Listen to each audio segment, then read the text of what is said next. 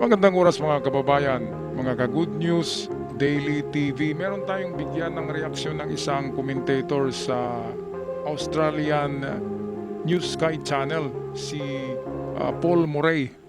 Paul Murray ito, nagbalita, nagsasabi na Donald Trump wants to invade the Vatican. Ito, nakasuot nga ako nito eh.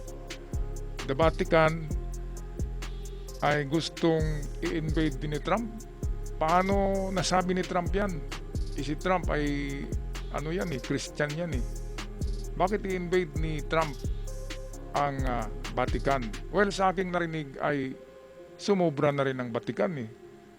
Bakit doon nagsaside ang Vatican sa mga terorista? Kinukundina ng Vatican ang pagbomba ng Israel, pero hindi kinundina ng Vatican ang pangkikidnap, pangbubumba ng Hamas sa Israel noong October 7. Baliktad eh. Ngayon, kinundina na naman ni Pope Leo Pope Leo kinundina ni Pope Leo ng Vatican ang Amerika dahil sa pagbomba nito sa Iran, which is mga terorista ang binumba ni Donald Trump. At nakita naman natin na milyon-milyon na pala ang pinapatay nitong Ali Khamenei since pag-upo niya sa pagiging Supreme Leader ng Iran. Grabe ang dami-dami na pala mga kababayan.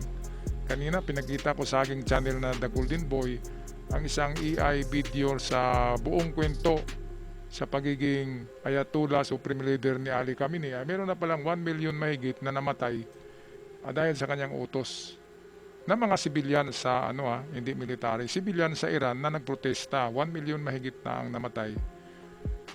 Kaya pala hindi mapalit-palitan itong si Ali Khamenei kahit na mag-eleksyon dahil sa meron pala siyang paramilitary na siyang gagawa. Yun yung tinatawag na Basids paramilitary group ni Ali Khamenei. Yun yung namamaril ng mga protestors na walang mga awa, mga kababayan. Kaya ito atin pakinggan si Paul Murray sa kanyang sinasabing Donald Trump wants to invade the Vatican. Trump's threat to invade the Vatican. Relax, I don't think it's real, but apparently a great many people who vote, drive cars and occasionally reproduce, do believe it. The story's been circulating today that members of the Trump administration warned a Vatican envoy that the US, and I'm quoting here, has the power to do whatever it wants and the church should better take its Sabi side. ni Trump, ito ang sabi ni Trump, na the church should better pick a side and the side must be America kumpara sa Iran. Di ba doon nag-side sa Iran si si Pope Leo ilang na ba to? Pope Leo the 4th ba to? The 14th. Pope Leo the 14th. Pamilyar sa akin na pangalan yan eh. Pope Leo the 14th nagsasabi at siya ay bumabatikos sa Amerika pero hindi niya binabatikos ang Iran sa mga ginagawa nitong Ayatollah regime na ito. Parang hindi yata nanonood sa newspaper tong Pope na to mga kababayan bakit doon naman siya pumanig sa Iran na alam naman niya na Islamic terrorist? Okay lang kung Islam lang yan, terrorist Ang dami nang nadido noong nakaraang protesta, di ba? 36,000 pala ang namatay at ang nasugatan ay nasa 300,000 at ang binitay ay nasa 800. Ang dami-dami, grabe. Kaya sabi ni Beelzebub, sa interview ni Beelzebub doon sa impyerno kay Ali Khamenei, doon sa isang video ko sa The Golden Boy na welcome to hell. Sabi ni Khamenei, bakit narito ako sa impyerno? Si Allah ang ko Sabi ni Beelzebub, nagkamali ka. Hindi si Allah ang yung sinusunod, kundi si Lucifer. Ayun, nakakatawa. Kaya hindi nakakaalam ng aking Golden Boy channel, search nyo lang Golden Boy Treasure. Lalabas yung aking channel. Naroon yung AI video na parody. Nakakatawa kay Ali Khamenei na nandun na pala sa sa opisina ni Taning. Okay, balik tayo kay Paul Murray dito sa sinabing Donald Trump wants to invade the Vatican. Personally, I wouldn't advise Personally, I wouldn't advise Trump to mess with the Vatican. I mean, the Vatican's got more money than Trump, more followers than Trump, and probably more connections to the mob. Joking. I'm joking, obviously. Vice President J.D. Vance Alright. seemed to find Ang the whole totoo thing diyan, about as credible The most richest institution or city, kasi ang Vatican City na yan is the Vatican. Meron daw pinakamaraming ginto aside from the Fort Knox. Ay mas marami pa daw ang ginto ng Vatican. Kung ayaw niyong maniwala, there are 2,000 miles of display of itong historical gold ang Vatican underground sa Vatican City. Yan daw ay isang underground sa Vatican City na punong-puno ng mga ginto na panahon pa noon ni King Arthur na mga ginto, ng Templars Knight na mga ginto. Kaya kung ginto ang pag-usapan, ng Vatican ang pinakamaraming ginto sa buong mundo daw. Yan naman ay di ba? Hindi natin sure yan. Pero siguradong maraming ginto ang Vatican. At sabi ni Paul Murray, maraming koneksyon ang Vatican Pwedeng sa mobster di ba? At maraming ginto ang Vatican kaysa kay Donald Trump, totoo yan. Marami talagang ginto ang Vatican. Mantagyan nyo naman, ang dami-daming Katoliko na church, di ba? Tapos, every year, nagpapadala yan ng pera ng Pilipinas na collection through masses. Collection sa simbahan, offering, di ba? Pinapadala yan sa Vatican Ang Pilipinas ay isa sa mga malaking nagpapadala ng limos ng simbahan sa Vatican. Kaya mayaman na mayaman ang Vatican. Kahit nga mga pari sa Katoliko, mayaman, di ba? Ako nakasuot ako nito Ayan Mayaman ang mga pari ng Katoliko. Hindi yan bumibili ng service na hindi milyon. Ang mga service ng pari dito sa amin, kung hindi man mga Toyota Hilux na high-end, Raptor. At kung hindi man Raptor ay Fortuner. Ganon yung mga service ng mga pari dito sa amin.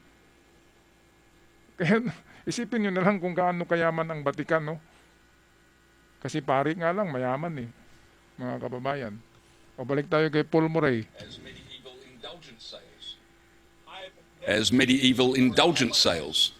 I've never seen this reporting. I'd like to actually talk to Cardinal Christophe Pierre and frankly to our people to figure out what actually happened. I think it's always a bad idea to offer an opinion on stories that are unconfirmed and uncorroborated, so I'm not going to do that. Yes, the Pope has criticised US strikes on Iran. That tends to happen when bombs are involved. Popes have historically been a little squeamish about explosions, but the idea that a cardinal was summoned to the White House for a mafia-style shakedown, I mean, give me a break. You'd have to be suffering peak Trump derangement syndrome to believe that. And tragically, that condition is now more widespread than gluten intolerance in inner-city Melbourne. Here's the funny part, though. Let's imagine there's a grain of truth to that story. Not that Trump threatened the church, but imagine the US government did summon a representative to express its displeasure at the church's opposition to US foreign policy.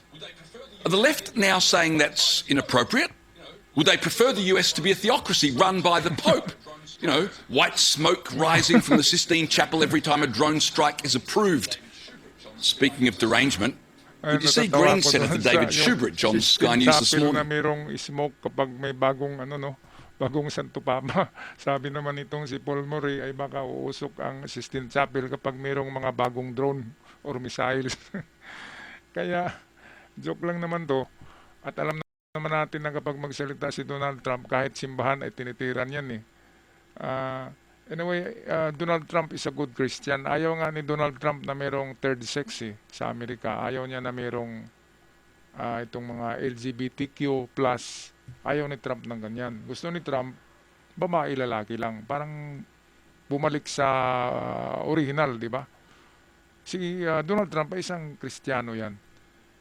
Kaya lang kapag Christian ka, medyo ano ka sa Katoliko, kasi ang Katoliko ay medieval na approach sa di ba, pananampalataya.